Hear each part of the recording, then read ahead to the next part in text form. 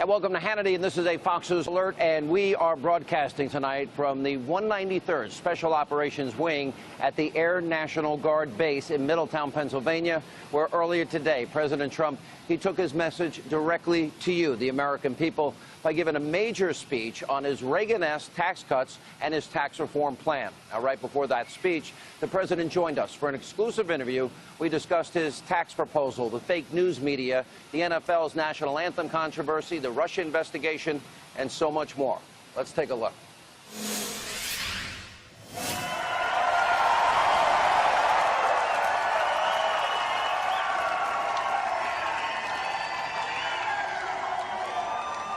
How are you, Mr. President? I'm very good. Thank you, Sean. My second interview since you've been president. You guys want to start with good news? Yeah. We do have some good news. Go ahead. Right? You don't get a lot of good news in the media. Well, you don't get so much. The market's up 25% since you won. You tweeted this out that nobody in the media brings it up, so I said, you know what, I'm going to bring it up tonight. $5.2 trillion in wealth created. We have the lowest unemployment rate in 16 years. We have the best labor participation rate in 7 years, and the lowest number of people on food stamps in 7 years. That's right. That's right. That's exactly right.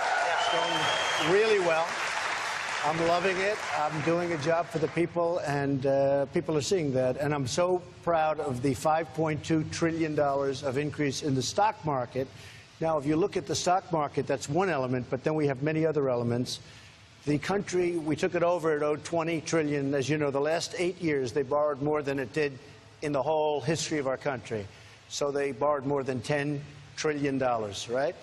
And yet we picked up $5.2 trillion just in the stock market, possibly picked up the whole thing in terms of the first 9 months, in terms of value. So you could say in one sense we're really increasing values, and maybe in a sense we're reducing debt. But we're very honored by it, and we're very, very happy with what's happening on Wall Street. You came back to Pennsylvania. I know you've been in Wisconsin and Michigan and Ohio and North Carolina, because a lot of people still need opportunity and jobs. Right. You're really here, you're going to be talking at length about your economic plan. That's right. Let's talk about it. Okay. Well, first of all, it's a massive tax cut. And, you know, it's a reform, but it's a massive tax cut. Somehow that's... And, you know, when we first introduced it, and for years they talk about tax reform, I said the problem with the word reform, nobody understands what it means. Because reform could mean you're going to raise taxes. This is the largest tax cut in the history of our country. It is incredible. It's going to put people to work. So right now, Sean, we are the highest taxed nation in the world, and we're going to be now down in the lower rung in terms of taxes. A family can get, and a business can get, especially a subchapter S. You know, you're doing different kinds of things with your businesses. Some people run it individually. But you can get as much as a 40% tax reduction. Again, it's the largest tax reduction in the history of our country. Let's go through it. So, and this is important. I mean, there's no two accountants that can give you the same liability to the government if you give them the same information. That's how complicated the tax code is. You want to drop 7 brackets to 3. We're going to drop, actually, if you look at it, because we have a 0 bracket, because a lot of people pay 0. So we really have 4, and they had 8. So it's really 8 down to 4. We're cutting it in half. And a lot are taxed below the $12,000 mark and $24,000 mark for a family. They're taxed at 0. After that, it goes to 12% from 15%. And, you know, the Democrats told a very terrible fib. They said that they read the brackets so that the brackets were inverted. And if you read it that way, but that's not the way it goes. And we've been praised for the amount of money. The middle class, this is really what I'm looking for. For the middle class, I call it the working people. And the working people are going to get a massive tax break. And corporations and companies and small companies are going to get large-scale tax relief. And they'll be able to compete with anybody in the world, which is what we need. You said the corporate rate, which is so important, you said 20% is your max. So right now we're at 35%, and many corporations are paying 40s and 42, and because they have state taxes and city taxes, and they have taxes so many different directions. You know what they do? They leave the country, and they fire everybody, and they're gone, and they never come back. Now we have companies moving back into the country. We have, you saw last week, auto companies are announcing that they're going to build plants back in the United States. That hasn't happened for years. And they're moving back, and not just because of the tax. This tax is so important, but they're seeing enthusiasm. We have the highest enthusiasm level in 28 years for manufacturing, for all of the different things that we talk about. But for business, basically, it's enthusiasm. Everybody's enthused about our country. So we're very honored by it, and I am really honored by the folks in this room. And by the way, the truckers, we love the truckers, I can tell you. Happens to be The top 10% pay 70% of the tax bill. The bottom 50% pay 2% of the total income tax rate. Why is there are multinational corporations that have parked trillions of dollars in countries that offer them better tax relief? You're trying to incentivize those trillions to come back here with a low repatriation rate. How low will that be, and how much do you think you can bring back into the United States, and what does it mean? Okay, so right now you have probably, and nobody knows the exact number because I actually think it's much higher than people understand, but it'll probably be over $3 trillion is outside of our country and our companies, and they just can't get it back. They're trying, but they can't get it back. Number one, it's a bureaucratic mess. Number two, the tax rate is so high it doesn't make sense. So what they do is they invest it in Europe and other places where the money is. And I'll tell you what they do also. They leave the country because the money becomes so much and so valuable to them that they leave the country, our country, to go and get their money. So they leave the country and they fire everybody. Now what we're doing is we're lowering the rate so they can bring it back in. We're giving them a shot to bring all that money. It's all going to come back in. It's going to come back in immediately. It's going to be more than $3 trillion. Probably we're looking at a 10% rate. It may be around that number, maybe a little higher, maybe a little lower, but it's going to be right around that number, probably 10%. And right now what it is 35% plus. Now, who's going to bring money back when you have to pay, by the time you finish, almost half of your money in tax? So you're never going to bring it back. So we're going to have that money come back in. It's going to put people to work so fast, and the money itself is going to go to work very fast. And, you know, say what you want about Democrats and Republicans. For years, years and years, everybody's wanted to do that. You have trillions of dollars outside of our country, offshore, and the Democrats wanted it back, the Republicans wanted it back, everybody wanted it back, and they couldn't do it. They couldn't get a deal. We're going to do a deal, and we're putting it down as part of our tax cuts. One of the things some people have brought up, like that. Thank you. Every time I tune into anybody else in the media except Fox, there are tax cuts for the wealthy.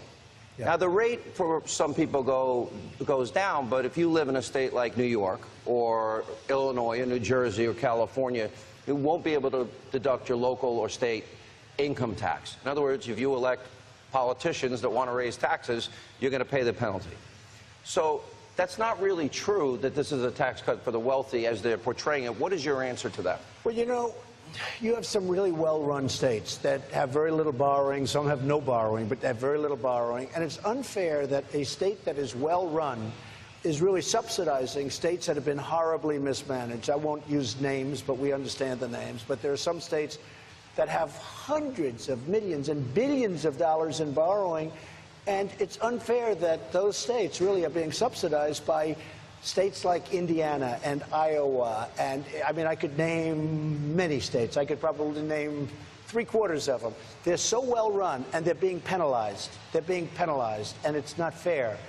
And so what we're doing is we're showing that. Now, with all of that, the tax cuts are so steep that the people in every state benefit. But it's finally time to say, hey, make sure that your politicians do a good job of running your state. Otherwise, you're not going to benefit. You know, you look at a place like Florida, it's really well run by Rick Scott. And, you know, by Governor Scott, he's done a great job. And so many people have done a great job. And those are the people that, frankly, should, the people that had the intelligence to elect them should really benefit. And that's what we're doing. We're creating an incentive. And the bottom line, though, look, the tax cut is massive. We're bringing it down to 20%. We're bringing it down to 12% for individuals. We're bringing it down to 0 in some cases. If it's a family, it's below $24,000. Anything below $24,000 is 0. And look, it's as I just said, It's the biggest tax cut in the history of our country, and it's going to spur growth, and it's going to keep our companies here. Our companies are leaving because the taxes are so high. But you also, a big part of it you've already done, and that is you've ended a lot of the Obama-era regulations, especially in industries like energy and coal. Right. There seems to be, you have a very strong commitment. You just recently went forward with Anwar. You've put in place opportunities for the coal mining industry, right. Fracking. We do have an opportunity to be energy independent, and there seems to be millions of high-paying career jobs for people available if that decision is made. How big a part is that for the economic recovery? Well, I have done so much, and Scott Pruitt, who is in EPA, has done incredibly. You saw yesterday at a news conference on coal, and his whole concept was coal is back. It's back. And the miners are working again. They're fracking in Pennsylvania? Well, this isn't a bad area either. Well, as an example, mines are opening in the state of Pennsylvania. And I love this state because I happen to go to college in the state. I know it very well, and I love it. You also won Pennsylvania, right? Is he going to win Pennsylvania in 2022? Oh, okay. No, it's, by the way, incredible people, incredible state. And I did win Pennsylvania. I worked hard in Pennsylvania. And frankly, I understand what Pennsylvania is about work. These are people that want to work. But we're opening mines. We're opening mines in the state of Pennsylvania. We're opening mines in other places. You know, coal is and I call it clean coal. They have technology today that's so incredible. What they can do with a piece of coal is so incredible. I call it clean coal, but it's one of our great resources. One thing that I'm very proud of, the state of West Virginia, last month, it was one of the highest increases, percentage increases in GDP. The state of Texas beat it. And people are saying, wait a minute, West Virginia just came in second. You know what that's about? That's about cutting regulations and letting the people go and mine. And I was so proud of that because West Virginia's had very tough times. And, you know, they were overwhelmingly, for me, Hillary said she wants to close up industries, and she wants to close up the coal industry, and I'm the opposite. So I'm very proud of that, and Pennsylvania likewise. Very proud. The biggest obstacle before you arrived here, I had an opportunity to interview a lot of people in this great crowd, and I asked them basically three different questions. What they thought of you. Overwhelmingly, there's a lot of support for you here. Congress. When I asked them about what was your answer on Congress? What was your answer on the media? We saw what happened with health care and John McCain. This economic plan sounds a lot to me like what Reagan did, and that created 20 million new jobs and revenues doubled. This is important for your agenda. Yeah. How do you get this through the Senate, which has not had a good record in the last 10 months? Well, first of all, this will be an even bigger tax cut than the great Reagan cuts. This will be even more dramatic, and I think it will create even more incentive. But let's talk. Media is bad. They're really dishonest people. These are very, very dishonest people in many cases, and not all. Look, I know some reporters, I know some journalists that are phenomenal people and very straight, very honest, but there's such dishonesty. I mean, you know, it's interesting. If I was just watching television, you don't know whether or not, because, you know, you're just watching a report.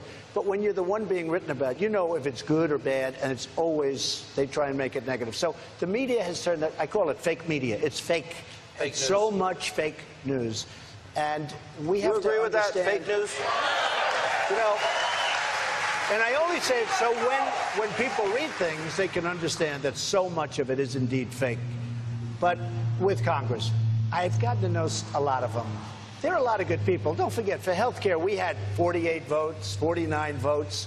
We had a lot of great Republicans. We need more Republican senators, to be honest with you. But we had a lot of great... And you have a good one. You have a good one running.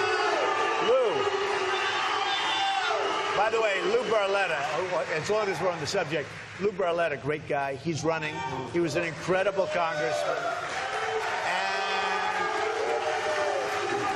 And I think you're going to have a tremendous surge for Lou Barletta. I think he's going to do a fantastic job. So that's it. And we do need more Republican senators because we have a tiny, small, we have 52 to 48. And if a couple of people want to grandstand or whatever they want to do, all of a sudden, because when you have to get almost every single vote, you need 51. So you have to get at least 50 because the vice president, Mike Pence, great guy, right? Great. He comes out. Oh, he votes. So we need 50. So that means out of all of these people, 2 people decide they want to do something for whatever reason. And in some cases it's grandstanding. Now all of a sudden you don't have health care. But we're going to get it anyway. We have it. We have the numbers now. We're going to get that. And tomorrow I'm signing something that's going to be incredible that I can do myself. In 1974, there was... This has to do with, we're going to have great health care, cross state lines. People can buy it. Will cost the government nothing. You'll go out. Private insurers are going to give you incredible health care. And I'll tell you what, this will take, and I can sign it myself. I don't need anybody. I would have done it earlier, except I was hoping that they were going to put this through and I'd have it in the bill.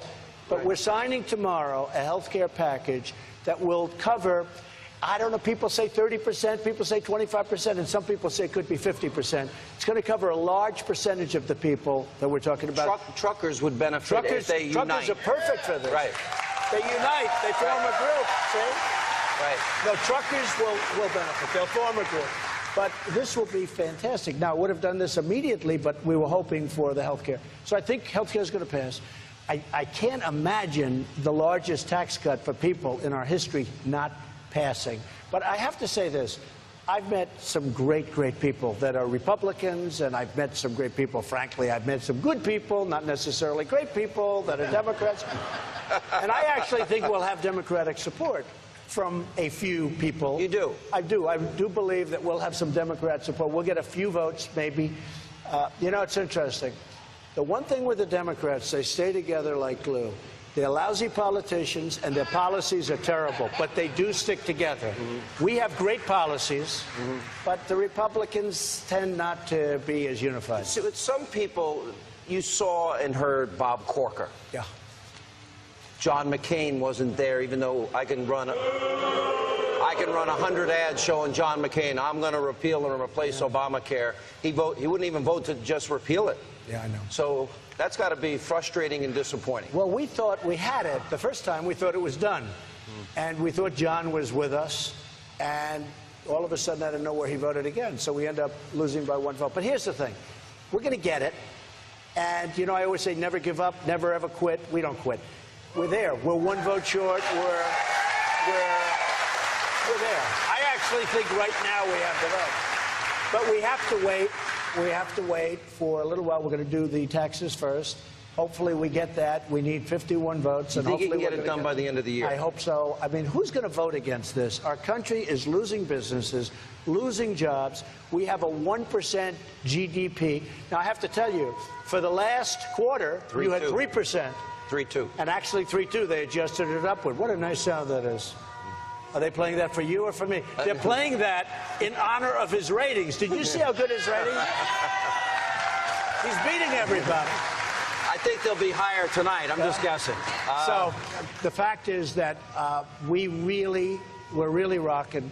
We have 3.2. Now, this next quarter coming up, I believe would have even been better. You know, we haven't hit threes in a long time.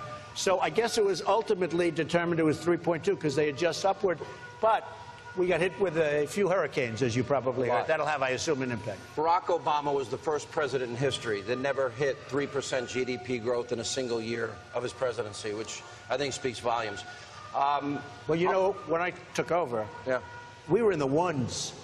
And if we hit, think of this, if we hit just 1 point, if we go up from 2 to 3, we pick up $2.5 trillion. $2.5 trillion. To the Treasury. And we pick up millions of jobs. Yeah.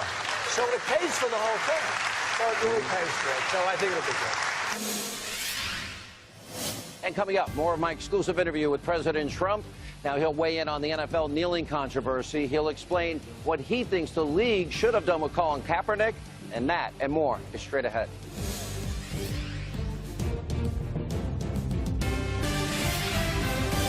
Welcome back to Hannity. Now, earlier today, I interviewed President Trump at the 193rd Special Operations Wing at the Air National Guard Base in Middletown, Pennsylvania. Now, here's part 2 of that exclusive interview. Take a look. A lot of people, I was surprised watching all last year with Colin Kaepernick. Guy praised a murdering thug dictator. He had socks that depicted cops as pigs. And other issues. He actually donated to a charity that actually supported a cop killer. And then we saw the NFL. And you took it on, it appears, based on the letter that Roger Goodell put out yesterday, that Donald Trump initiated a debate over standing for the flag and our anthem and those that fought, bled, and died, and looks like you won.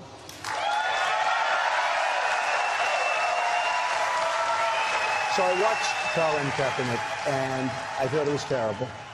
And then it got bigger and bigger and started mushrooming. And frankly, the NFL should have suspended him for 1 game, and he would have never done it again. They could have then suspended him for 2 games, and they could have suspended him if he did it a 3rd time for the season, and you would never have had a problem. But I will tell you, you cannot disrespect our country, our flag, our anthem. You cannot do that. Obviously, the people of the country are with you. Hundreds of thousands of people fought, bled, hundreds of thousands died fighting under that flag. Right. When you look at the Obama years, Chicago, one city, his adopted hometown, 3,900 people were murdered. Yeah. In the last 6 years of Obama's presidency, 18,000 shootings. I don't think he mentioned it but 3 or 4 times. Yeah, it's hard to believe. And disproportionately, his economic policies hurt Black Americans, Hispanic Americans more. That's very sad. How will your policies help minorities that are still struggling? Well, first of all, minorities want police protection more than anybody. They need it more than anybody. It's what's going on is crazy. And you look at some of these inner cities where it's just out of control. And remember, I was saying things like, we will, what do you have to lose? We will fix it. We're going to fix it. But one of the things we're doing very strongly now is the inner cities. Now, Chicago is out of control. I don't know what they're doing in Chicago to have this many shootings and this many killings and all of the different things that are going on. This is not like it's the United States of America. And pure and simple, that's bad management. That's bad politics. It's incredible. And then you talk to them, why aren't you doing something? They don't even want to talk to you about it. It's really insulting to our nation. And whether you take on the NFL or you take on Chicago and some of our other cities, there shouldn't be murders like this. And we have incredible police in this country. They could stop it if they were allowed to do their job. They could stop it. Thank you.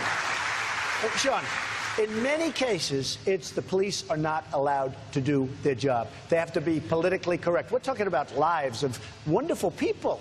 And they have to be allowed to do their job. And you will see it stop. I'll never forget, I was in Chicago. And a police officer, there was a motorcycle deal to the plane. And I was talking to the police. I was taking a picture. I said, how do you stop this? We could stop it immediately, sir. I said, what do you mean you can stop it immediately? If they'd let us do our job, we could stop it immediately. Now, at some point, you're going to have to let them do their job. And they want to do their job. That's the incredible thing. We did it on the border. The border was like a sieve. Now it's down 78%. And that's without the wall. Wait till you see what happens when we build the wall. But General Kelly has done an incredible job. These are people, they know how to do it, but they have to be allowed to do it. Look at the difference in the border. We saw Rudy Giuliani in New York. Rudy did a fantastic job in New York, and that's an example. And Rudy was on our campaign, and when Rudy endorsed me, to me, that was a very important endorsement because he did a great job, especially with respect, well, you could also say economic development, but especially with respect to crime in New York City. We watched a lot of high-profile incidents during the Obama years. Ferguson, Trayvon Martin down in Florida, Freddie Gray. He said the Cambridge Police Act that stupidly. It seems every 2 or 4 years, and I've been now 30 years in radio, I just started my 23rd year at Fox, that every 2 or 4 years, thank you, good job. Every 2 to 4 years, the Democrats will play the race card, and I resent it as a conservative. Because they'll say, oh, their policies, they're racist, sexist, homophobic, xenophobic, Islamophobic. And meanwhile, their policies haven't helped the minority communities in America. Is there a way, from the federal government's perspective, that you can bring economic opportunity? Totally. I mean, look, and safety. And that's what we've said. You look at what's happened in our inner cities. It's horrible what's going on in terms of the death, in terms of shooting. A woman gets up and she wants to go on walk and with her beautiful daughter, get a loaf of bread, and she ends up getting shot, or the daughter gets shot. And we can stop it. Don't forget, the Democrats have ruled the inner cities for 100 years. This is their rule. Very rarely do you have a Republican there, but this is their rule. That can be turned around. We could do so many things, but the Democrats have truly ruled. And when I was running, I would always say, what do you have to lose? I remember this came up out of nowhere. I'm reading the statistics of a certain inner city, which were terrible. Education is terrible. Crime rate is terrible. Every single element, economic development, jobs, everybody was unemployed. And I said, I read it, I'm saying, and I look at the audience, I say, what the hell do you have to lose? The place went crazy. And then I'd actually use it again and again, and we went up. And we're doing a good job. Ben Carson's doing a great job at HUD. He's got great heart. He's got great heart. But the Democrats rule the inner cities, and when I say, what do you have to lose, it's so bad that really the Republicans should be starting to do very well. But we're doing a good job, and we're stopping a lot of the crime. And coming up, more of our exclusive interview with President Trump. Now we're going to ask him about North Korea and their aggression and what he plans to do with the Iranian nuclear deal and much more. Straight ahead.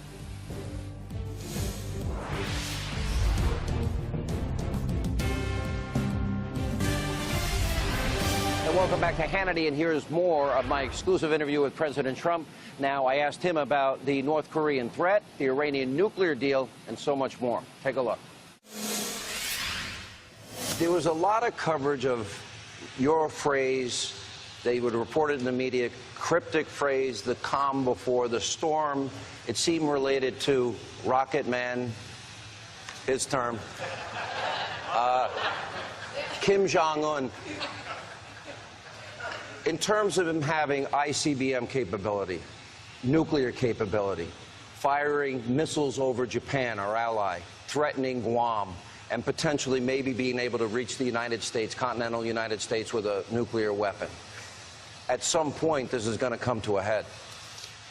What was the calm before the storm? We can't let this to go on. We just can't. Now, you can say what you want. This should have been handled 25 years ago. It should have been handled 20 years ago and 10 years ago and 5 years ago. It should have been handled by numerous, not just Obama, but certainly President Obama should have taken care of it.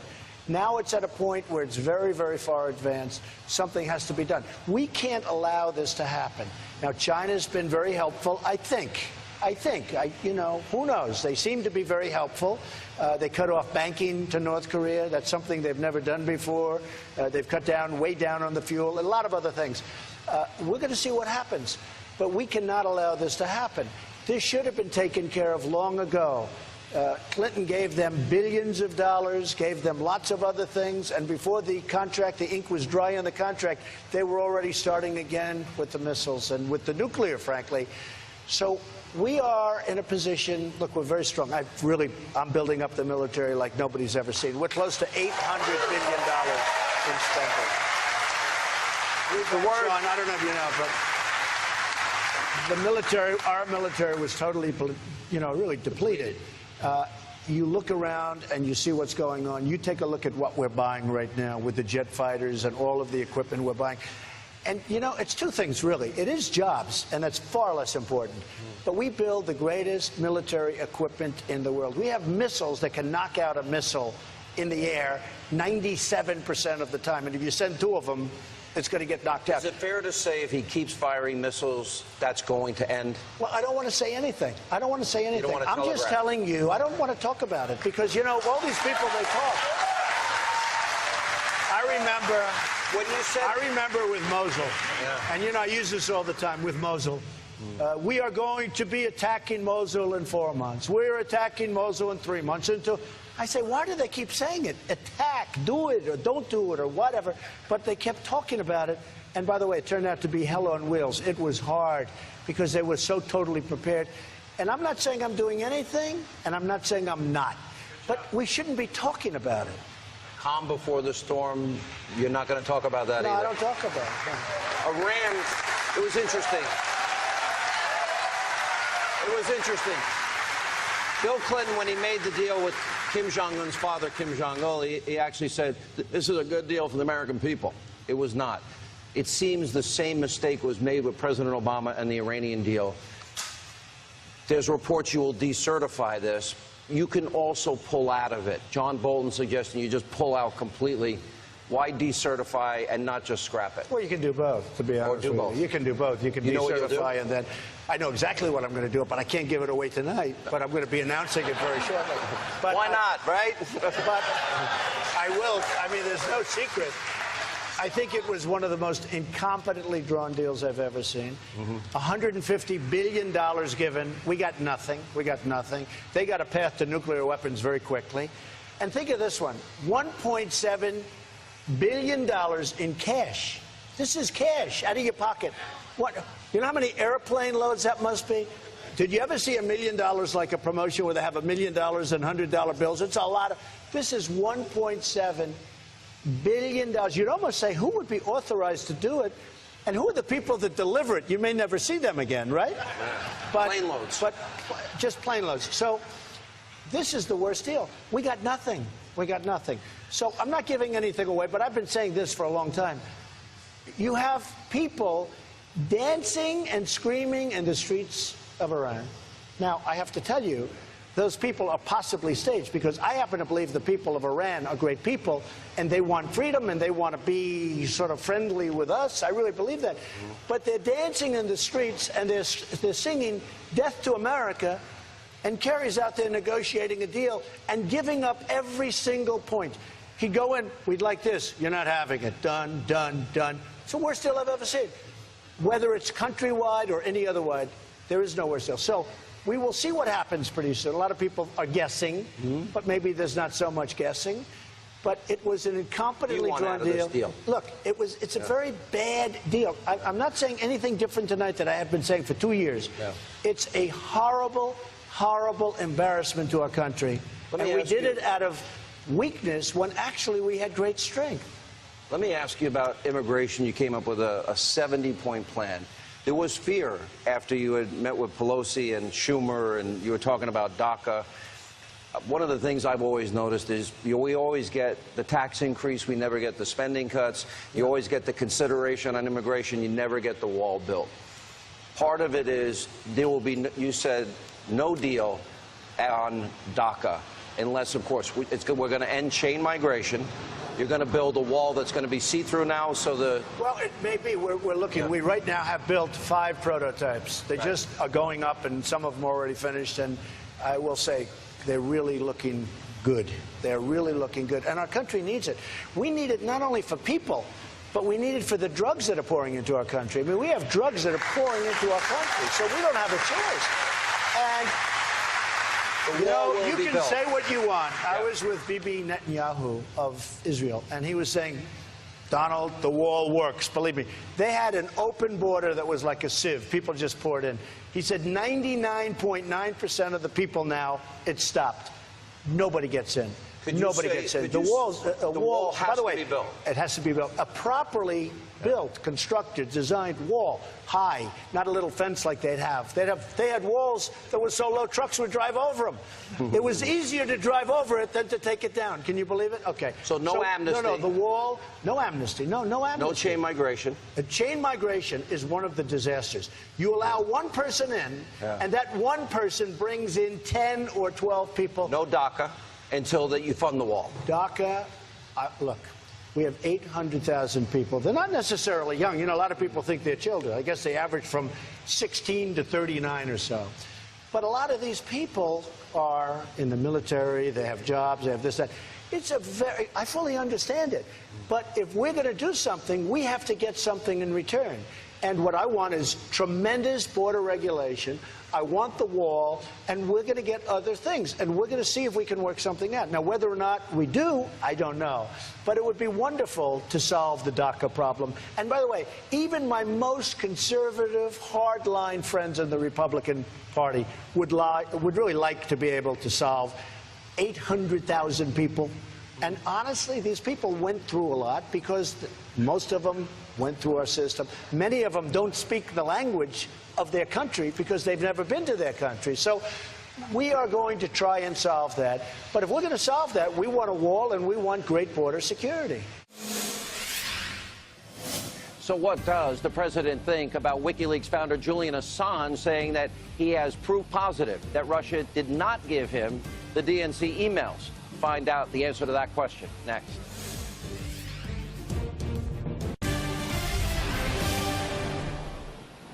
And welcome back to Hannity, and we're broadcasting tonight from the 193rd Special Operations Wing at the Air National Guard Base in Middletown, Pennsylvania. Now, WikiLeaks founder Julian Assange is saying that he has proof that the Russians did not give him the DNC emails. Well, I asked President Trump if he's willing to listen to what evidence Assange has. Let's take a look. I have identified, and I even talked to this audience, I've never seen any one person face as much in terms of attacks as you have. You have a media that's hostile, you have Democrats that are hostile, you have Republicans that are hostile, a lot of deep state that has been leaking on you. And one of the things that has come up almost throughout your whole presidency is this Russia, Russia, Russia, Russia obsession. Here's my question. I interviewed Julian Assange 5 times. I've talked to him other times. He has said it's not Russia. There was no collusion. It didn't come. The DNC emails did not come from them. Congressman Dana Rohrabacher met with him, and he says he has proof-positive evidence that would show the Trump campaign never colluded with Russia. He just wants... Is it in the best interest of the country that if he has that information that he should give it? It seems, I'm guessing here, he wants in return to be left alone. Should the country, does the country deserve to know the truth if he has that? The country has to know the truth. And also, we can't let anybody play around with our voters and our voter system. But I have to tell you this. So important. But Russia was an excuse used by the Democrats when they lost the election. They said they lost the election. They sat in a room and they said, wow, we look bad. The morning after, in fact, it's been written about, I guess, in various books or a book. But they said, why did you lose the election? They said, it was Russia. Russia. It wasn't Russia. It was a bad candidate. It was a candidate that didn't go to Wisconsin and Michigan like they should have.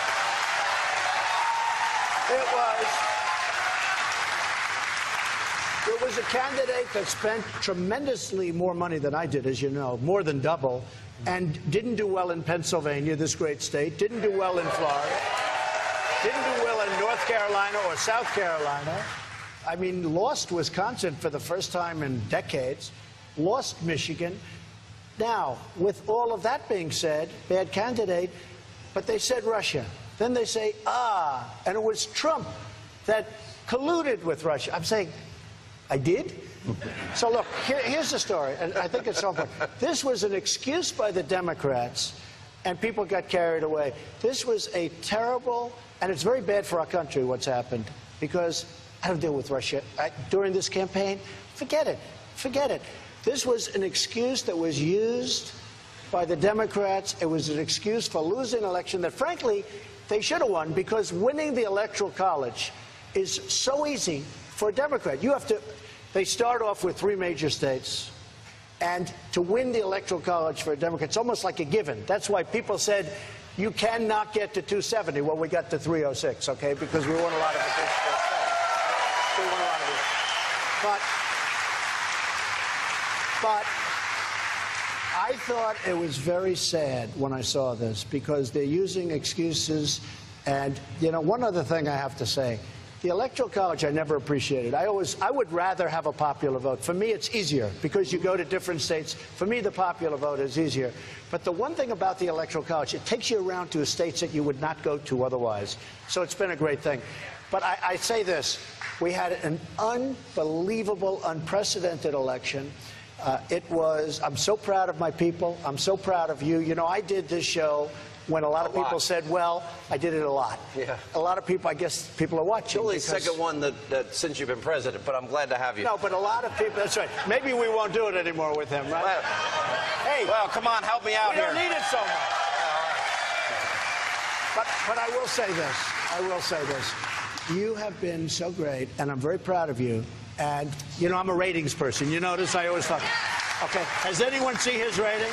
What you are doing to your competition is incredible. Number one, and I'm very proud of you. And it's an honor to be on your show. I have to tell you that, Joe. Mr. President, I remember one time we had an early conversation, and I'm going to end the interview on this. And this is how I've always felt. You said, well, you know, I have all these things, and maybe you want to play golf on my course one day. You said this long before, we were friends before you ever ran for office. Right. And then when you ran, I just said, I only want one thing. Help our country. Sure. Let's help the forgotten men and women. Let's keep this country safe. Sure. And I think that's our prayer for you and the country. Thank you, sir. Appreciate it very much. The President of the United States. And also tonight, before President Trump's speech, I had a chance to speak to the crowd and ask them what they think about the Trump administration, Congress, the liberal media, and so much more. Watch this. Have you met the president?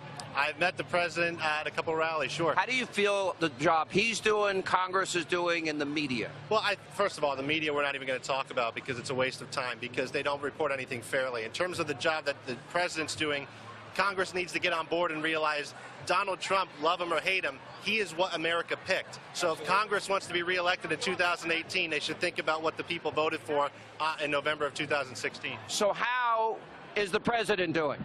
Great. Excellent. Excellent. How is the Congress doing?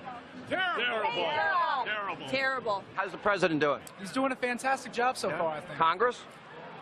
Not so fantastic, but, you know, I have hope that we can turn it around. What do you think of the news media? Well, I mean, you guys are fabulous, but CNN is fake news. What do you think of CNN? ABC? NBC? CBS? MSNBC? How's the president doing? I think he's doing an absolutely phenomenal job. Yeah? What do you think of Congress? I think Congress is being, I feel like they're playing the politics of everything. I think each and every congressman got to understand that, look, we got to do what's right for the country. And listen, I really... Come together. Yes, and I really think that if Congress can come together and say, look, you know, we're working towards the better of everybody, of all Americans, I think it'll be phenomenal. But how do you feel about the news media? I think a lot of the news media is fake, except Hannity. You know, we loved Hannity. That's a promo. I want this promo. How's the president doing? Wonderful. I feel better every day. What about Congress? What about them? Drain the swamp. Hi, sweetheart. What's your name? Sayla. Now, can you stand back and show everybody your beautiful dress? Look at that. You got a Donald Trump dress. Do you like it? I love it. How old are you? I'm 10. And you like the president? I love him. You love him. Why? Because he does good things for our country. How's the president doing? fantastic. Doing Good. business. How is the Congress doing? Not good. I'm president of the Pennsylvania Motor Truck Association. God bless you for what you do. I heard. Thank you. So how's business? Business is very good. We're here to support the president and his tax plan. Certainly reduce corporate and individual tax rates are going to help our industry. Yeah. It worked for Reagan. It worked for Kennedy. Why wouldn't it work now, right? Absolutely. It's going to enable... Is Congress going to get this done? I hope so. I'm cautiously... Optimistic. Yeah. How do you feel the news media treats the president? Horrible. Absolutely Horrible. horrible. Fake news. Fake news. You're tired of it? I'm tired of it. Yeah. And all of them, pretty much. Yes. All of them. Except me. Oh, wait. Except Sean Hannity. Yeah, exactly. Thank you. And we'll have more Hannity right after this break as we continue from the 193rd Special Operations Wing at the Air National Guard Base in Middletown, Pennsylvania. Stay with us.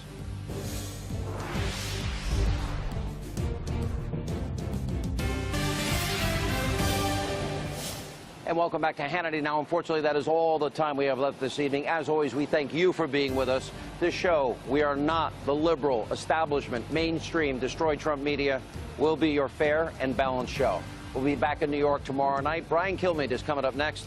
Thank you for being with us.